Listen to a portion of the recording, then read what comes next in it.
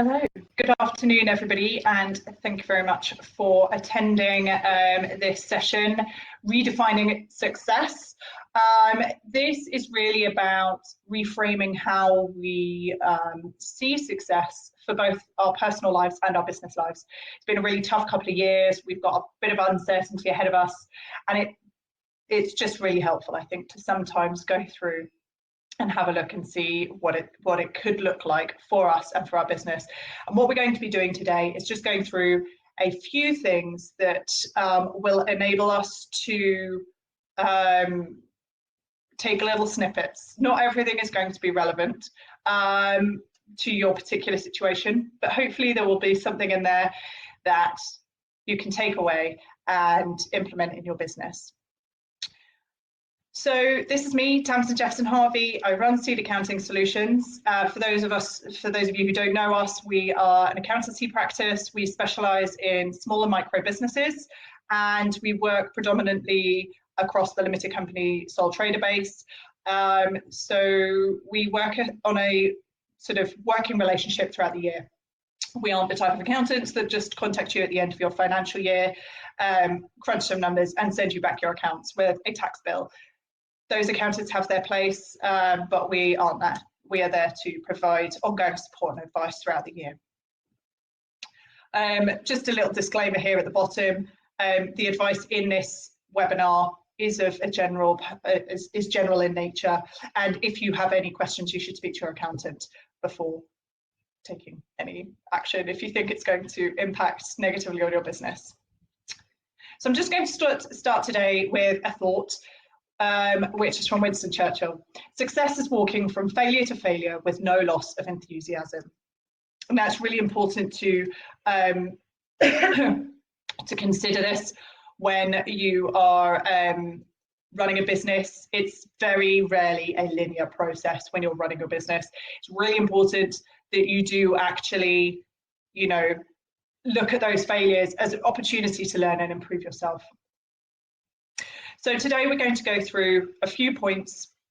We're not going to have any questions at the end because I'm trying to keep this session short. So if you do have any questions, feel free to contact me at the end. So success for you, your business and your team, your smart business plan, strategies to grow your profit and cash flow, building a healthy business and ensuring sustainable success. Now, each of these sections will have slightly different kind of mindsets and concepts to go through, and this will enable you to pick and choose the bits that are relevant to you and your business. So kicking off with your new definition of success. So pre-COVID, success may have looked very different to what it is now. You may have had some plans, they got disrupted. You may be on a totally different path to what you were before. Some of us have got into the trap of probably working a little bit harder than we were before and have lost that kind of opportunity to rest and recover, and others of you may have considered, taking a different journey or a different income stream, and therefore things might be a little bit different for you. So for the purpose of this presentation, we are going to be using a fictional business called, it's a gym, and it's called The Rock. And it's owned by a fictitious husband and wife called Dwayne and Jane. You may be slightly familiar with the names here. The principles will be equally relevant for your business, but it's a helpful example to use because we can cover lots of different things in a gym. So in our example, let's say Dwayne and Jane originally wanted to achieve £50,000 profit, but were working long hours to get there. And I'm sure a lot of you can probably empathise with that situation. Now they're suddenly thinking, as a result of COVID, they've reassessed their priorities, and actually to them, more time with their family is more important. And they're wondering if they can achieve their same success, but with a lower profit, potentially 40,000. Now, remember that the business is here to serve you and not the other way around. By redefining what success means to you personally, it's possible to build a plan around how the business is actually going to develop that and deliver on it. So defining what success means to you allows you to define what success looks like for your business. But we can't stop there. We have to decide what success looks like for our team if you have one as well. And a happy, engaged team is not only good for them, but it's also good for the business. And I think this is where a lot of the larger businesses and larger firms are now seeing this, is that actually, you know, a happy team means a happy culture, less staff turnover, people who work hard, and you know, you don't necessarily have to incentivize them with money. You can just incentivize them, well, they're naturally incentivized to work. So throughout this webinar, we're going to flesh out how to create the new definition of success for you, your business, and your team using Dwayne and Jane's gym as an example. So sorry, just bear with me. I have got my notes over here. So success for you, what does that look like? So easy to start with your definition of success. This is just a few of the basic things that you might be using to define that success. Hours of work, your role, your salary and drawings, and your holidays. What do those things look like? Do you really need to work such long hours? Can you spend more time with family and still get by financially okay? In this example, Jane would love to have Dwayne at home more to help with the kids. Your role in the business, the second one. Are there things that you could do at work that could free up your time? Are there things that you could delegate? Are there things that you could, you know, perhaps get some assistance with, either in the business or by outsourcing externally? The third one, your salary drawings. Now, this is a really big one, and I don't think a lot of people really think about this. The cash you take from your business each week or month, preferably month, if you reduce your cash demands on a personal level, your business is able to survive on a lower turnover, which obviously therefore requires a little bit less work. Alternatively, you can employ or contract other people to do the tasks that you've been doing up until now if you are taking less money out personally from the business. Now, remember, in our example where the cash demands may have been 50k in the past, we can now get by on 40k. So we've got an extra 10k in the business to play around with. Now, the final one is your holidays. Where, when, and how long for. Really important. I put this into my business plan every single year of what holidays I want to take, not where I want to go or whatever, but how much time and what those holidays are going to look like. Originally, a couple of years ago, it started off where I just wanted to take 1 week a year totally off work. The other ones I would accept that I would take my laptop, do a little bit of work. As time's gone by, I've realized that actually I can have a few more holidays without the laptop and totally switch off. And actually, as soon as you start planning that into your business plan and your annual financial year, it makes it a lot more doable. So what do you need to do to be happy? And have a think, dig deep. It's not just about the money. Dig deep, think about why you want to do things. Maybe if you can get less cash from your business, there's less pressure on you to do as much in the business. Your personal budget, again, another really important one, and we've done an entirely separate webinar on this, so feel free to go and watch that on YouTube if you want a little bit more detail on your personal budget. So with a personal budget, it really helps to get by. This is the only way that you're going to figure out if you can actually get by on less than you are at the moment. No doubt you've made a few savings over the last couple of years with the lockdowns. Hopefully you haven't gone and done like some revenge travel and like spanked all your money you saved on like all these fancy trips abroad in the last year. You may well have done. Perhaps your spending priorities have just changed.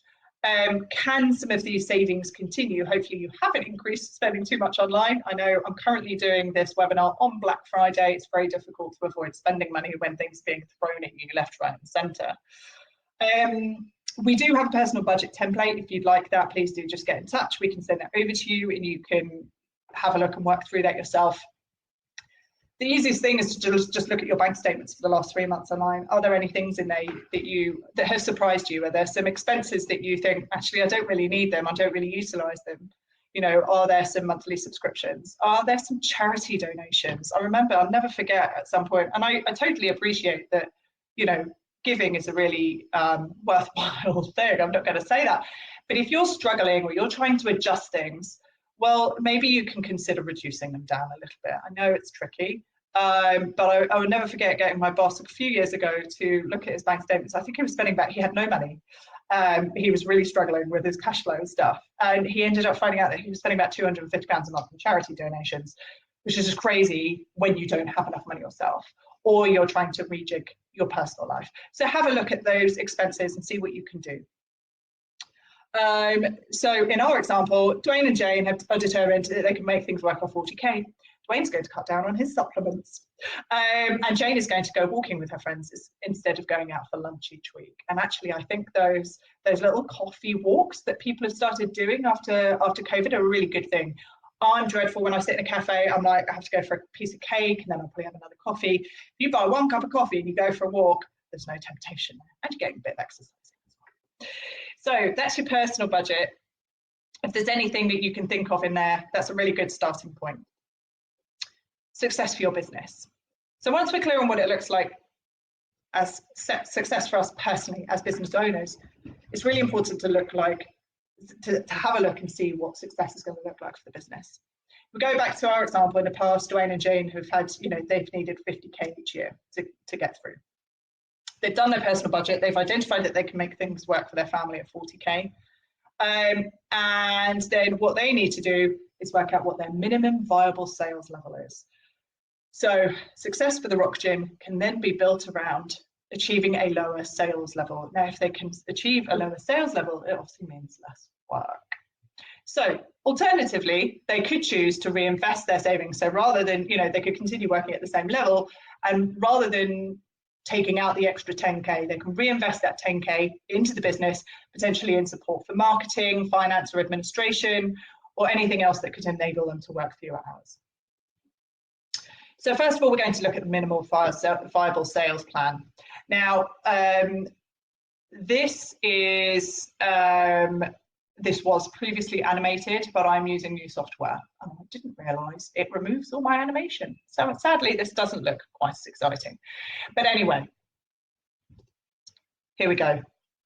So in our example, we've got Dwayne and Jane's plan was to achieve a profit of 50,000. That's here, their profit here under their previous plan. They know their overheads are 62,500 because they have been receiving their management accounts, and they have had lovely meetings with their accountants, and they know exactly what their overheads are. This means, therefore, that their gross profit needs to be £112,500. That is this plus this. Okay, so their gross profit is £112,500. They therefore know that the GP percentage, they know from all of their different their time in work and their, their management accounts, talking with their accountant and blah, blah, blah, they know that their gross profit percentage is 50%.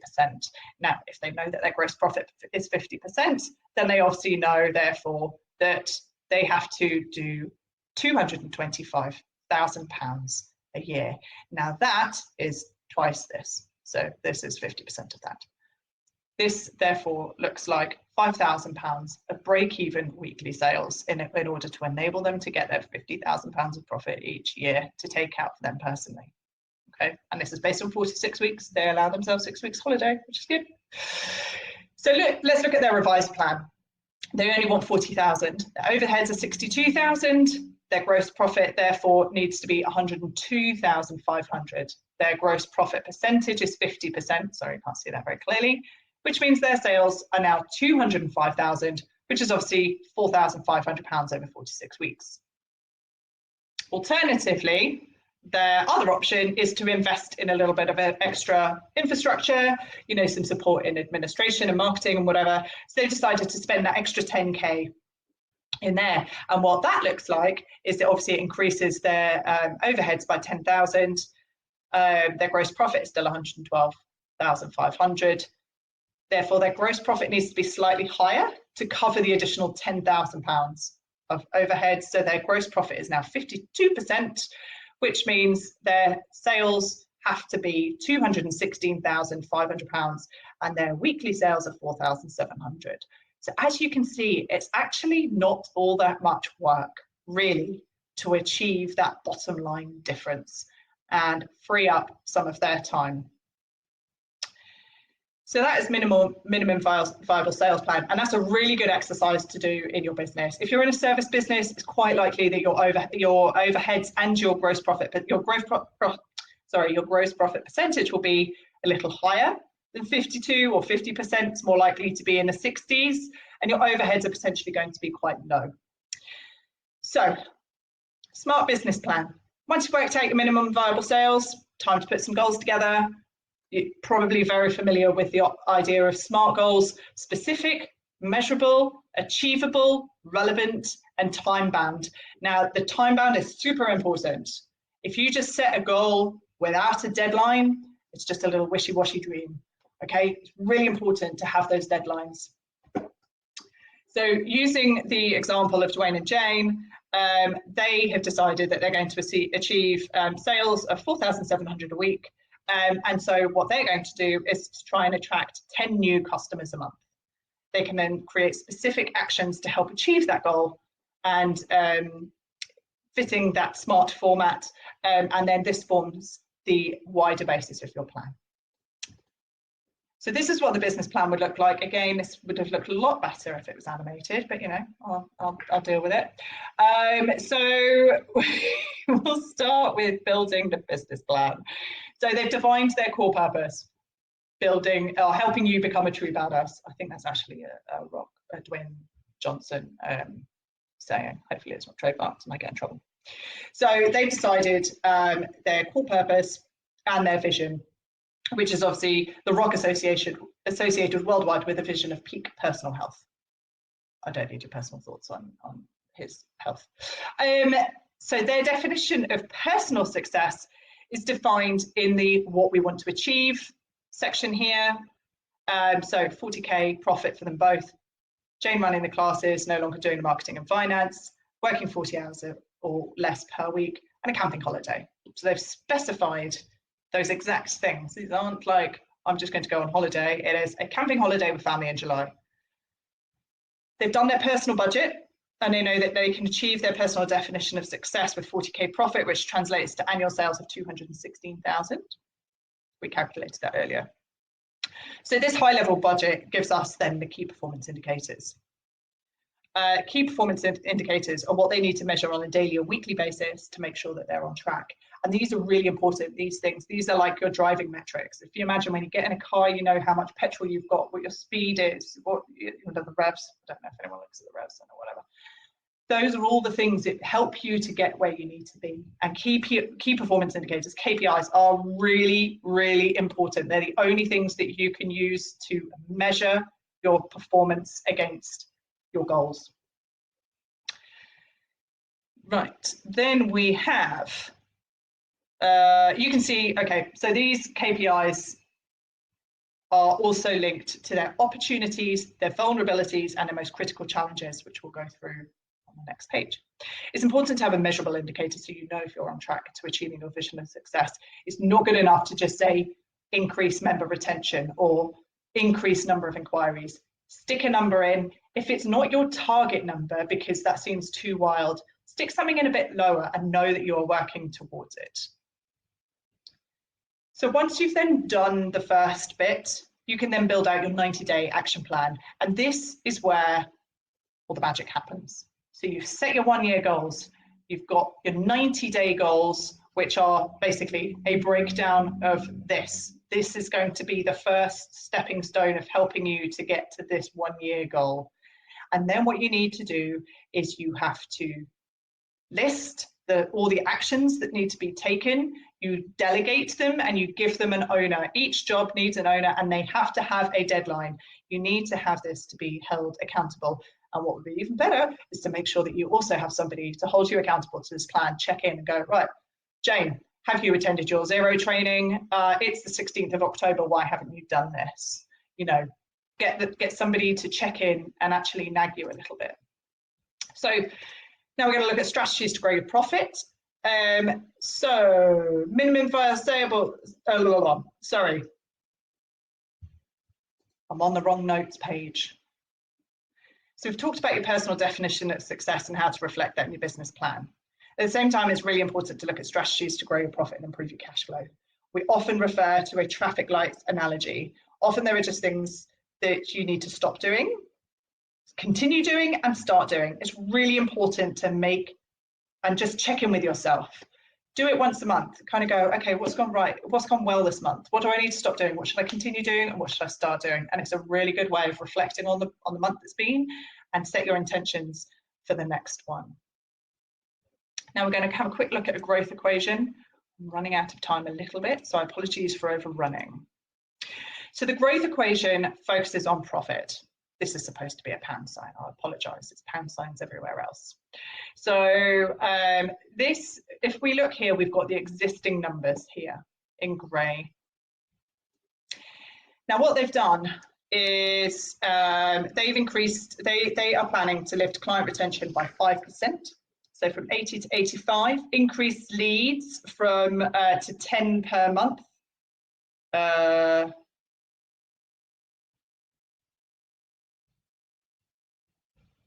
Oh, per month, sorry, yes. So this is now over a period of a year. So 10 per month, 120. Lift average transaction value by £25. You could maybe encourage somebody to buy a drink when you're at the gym, or it could be anything. So they've planned on doing that by £25, and all of those things are going to add up. There's a few bits. So they've got the same amount of customers, increase the retention rate, increase the number of leads, increase the conversion rate. As you can see, this means they don't have to try and bring in new customers more because their retention's increased. They've also got new inquiries. So they've actively increased their client base. They've increased the transaction value as well. And as you can see, that's increased their annual sales from 201,000 to 244,800. Their expenses are obviously a little bit higher because they're planning on getting some help with admin and marketing. So there's some higher expenses, but they've obviously increased their sales by this amount. And as you can see here, their net profit is 49,900. Now we also have an evaluation thing here, which is basically if you wanted to sell your business, for example, you generally multiply it over your net profit over 3 years. There's different ways of selling businesses and valuing them. So that's an increase on an annual basis of £11,900. They've achieved their extra £10,000 that they wanted to. But as you can see, it's actually a very small amount, very small, tiny little changes each month that can make a huge difference to your overall profit. So then we go to the next page. This is reflecting their other plan. Nope. There we go.